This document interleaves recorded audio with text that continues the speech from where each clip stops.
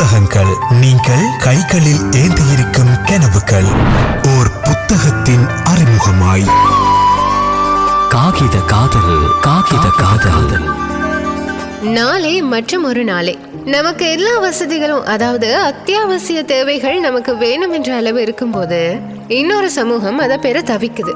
அப்படிப்பட்டவர்களுடைய நாளை மற்றும் ஒரு நாளை இந்த புத்தகத்துல பாத்தீங்கன்னா ஒரு சிரிப்பும் அழுகையும் கலந்து எழுதியிருப்பாங்க. துணிந்திருந்தா செய்திருக்கக்கூடிய சின்ன சுட்டித்தனங்கள், வலுக்கட்டாயமா இருக்கப்பட்டிருந்தா அதை எதிர்த்து காட்டக்கூடிய துணிச்சல், விரும்பி இருந்தா பெற்றிருக்கக்கூடிய நோய்கள், அந்த நோய்களால வரக்கூடிய பிரச்சனைகள், இதுதான் இருக்கப்பட்ட மனிதன் ஒரு நாளைய வாழ்க்கையா இருக்கு.